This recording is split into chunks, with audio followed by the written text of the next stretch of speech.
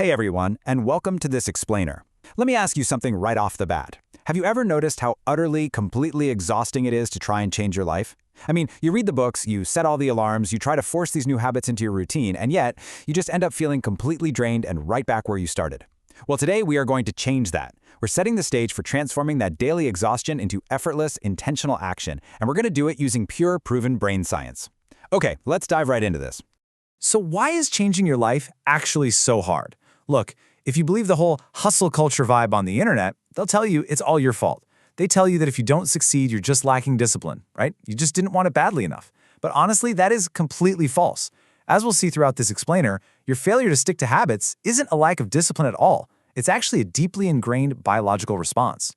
And the secret to fixing it lies in this totally counterintuitive reality. In search of an easy life, you actually create a hard one. Think about it. When you constantly avoid discomfort today, like when you skip that workout or you just scroll on your phone instead of doing the work because you're craving an easy moment, you are literally guaranteeing an exhausting, difficult life for yourself tomorrow. We create a hard life by running from effort. So, the secret isn't running from effort, it's learning how to direct your effort correctly. To help fix this, here is our roadmap for today. We're going to cover 1. The willpower illusion. 2. Rewiring the brain's jungle. 3. Balancing your mental energy. 4. The power of micro wins. And 5. Systemizing an easier life. All right, let's jump straight into part 1, the willpower illusion, and debunking that whole hustle myth. You know, there's this massive, pervasive myth out there that you absolutely must rely on motivation and willpower to get things done. But here's the problem. Waiting for motivation basically means you are waiting for your mind to want to do something. You aren't in control at all. You're just crossing your fingers and hoping for the best. And the reality? Forcing yourself to do things using sheer willpower actually physically drains your cognitive battery. Forcing your mind like that is deeply exhausting. So if we can't rely on willpower, what are we supposed to do? Which brings us to part 2, rewiring the brain's jungle and how habits are actually formed. I want you to imagine your brain as this thick, dense, lush jungle. Moving through it to make a brand new decision is incredibly hard and it costs you a lot of energy. Now, your brain's primary biological goal is to save energy. So what does it do? It creates shortcuts. When you repeat a bad habit over years, that rough little trail turns into a fully paved, effortless highway. Your brain is automatically steering you toward the comfortable highways of your bad habits simply because they burn less energy. Now, inside this jungle, you've essentially got two main characters running the show. First, you have the wise planner.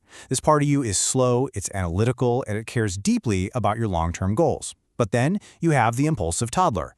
The toddler is super fast, totally driven by immediate desires, and reacts instantly to triggers in your environment. The toddler absolutely hates hard work and is constantly steering you toward those easy brain highways. So the crucial point here is that we must use the toddler to our advantage. We do this by setting up super easy context triggers, like simply putting your workout clothes right next to your bed so the toddler automatically initiates the good habit without you even having to think about it. Okay, moving on to part 3, balancing your mental energy and avoiding those massive energy swings. To understand this, we're actually going to pull from ancient Ayurvedic wisdom, which breaks our mental energy down into 3 distinct states. First up is Tamas, which is essentially inertia. It feels sluggish, like you're trying to move through thick mud. Then there's Rajas, which is passion or overactivity. This is when your mind is just racing, and you have this overabundance of chaotic energy. And finally, there's Sattva, which is balance. In this state, you aren't overly excited, but you have incredible stamina, and taking action actually feels delightfully easy. The problem is, most of us ping-pong wildly between extreme laziness and overwhelming passion, totally missing the true goal of steady balance. So if you want your life to be easier tomorrow, you have got to cultivate that balanced, sattvic state today. And here are the actionable biological steps you can take to do exactly that. First, eat light, nutritious foods that don't cause brain fog. Second, engage in mind-body practices. Think yoga or Tai Chi to really train your mind's focus. And third, you need to cut back on psychoactive substances. Look, when you rely on caffeine, you aren't actually creating new energy. You're just taking out a high-interest loan against tomorrow's energy, masking your natural fatigue. Doing these 3 things is what makes your mind compliant and naturally so much easier to direct. That brings us to part 4, the power of micro wins and some rapid neuro tricks. Okay, I actually want you to try this first physical cue with me right now. It's called the face feedback switch. See, your brain constantly listens to your body to decide how you should be feeling. So do this with me. Gently raise your eyebrows, just a bit. Now, completely relax your jaw. And now lift the corners of your mouth just a little bit. Hold that for about 15 seconds.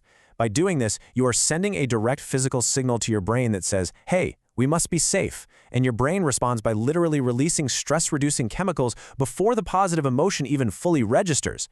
Change the physical signal first, and the emotion naturally follows. Now, if your mind is already racing, you're going to use this next tool. Name it to tame it. The exact moment you feel overwhelmed, I want you to silently label it. Just say to yourself, I am feeling stressed. Do not try to analyze it. Don't try to fix it, because the moment you label that emotion, your brain instantly shifts control from its emotional centers over to its logical centers. Think of it kind of like this. If a huge storm is happening inside you, you're standing out in the rain getting soaked. But the second you name the emotion, it's like you're suddenly watching that exact same storm from safely inside a house. Once you're calm, you need momentum, right? Enter the micro-win dopamine hit. Most people think that happiness and motivation only come after finishing massive, life-changing goals. Wrong. Your brain actually releases dopamine the second it detects progress. So, if you complete a tiny 15-second action, like taking one slow, deep breath, or fixing your posture, or even just putting away one single coffee mug, your brain gives you a dopamine hit. Action precedes motivation. You really don't need big changes to feel better. You just need tiny, continuous movement. And finally, part 5, systemizing an easier life by actively lowering your daily friction. To really lower that friction, we can apply 4 principles of ease. Number 1 is decision energy budgeting. You have a finite battery for decisions every single day, so automate your meals or your outfits. You don't want to use a Ferrari's engine just to deliver newspapers, right? Number 2 is present tense living, which we are going to unpack in just a second. Number 3 is anti-perfectionism. You have to embrace good enough because applying gourmet Michelin star standards to making a Tuesday afternoon sandwich is a massive waste of your precious mental firepower. And number 4 is cognitive outsourcing. Put your tasks on calendars and lists. Remember, your mind is for having ideas, not holding them. I want to circle back and highlight something absolutely huge about that present tense living concept. 90%. We spend 90% of our daily anxiety on totally imaginary problems. Our minds are basically time-traveling machines, constantly bouncing between past regrets and future fears. To make life genuinely easy, you have to consciously bring yourself back to the actual problem right in front of you. You need to fight only the battles that are actually in the room with you, not the entire imaginary army you've built up in your head. And this brings us to a really foundational truth. The size of your life is proportional to the discomfort you tolerate. It is the ultimate paradox. Deliberately exposing yourself to very small doses of discomfort today, doing that slightly scary task, eating the healthy meal when you really want the junk food, basically building those new trails in your brain's jungle. That is what makes facing life's actual major challenges incredibly easy tomorrow. You are literally inoculating yourself against fear. So I want to leave you with this final provocative thought today. If progress equals happiness, and we now know that motivation is completely unnecessary to get started, what is one 15-second micro-win you can execute right now to literally change your brain chemistry? Stop relying on motivation, stop fighting your own mind, and go flip your brain switch immediately. Thank you so much for joining me for this explainer, and I'll see you all next time.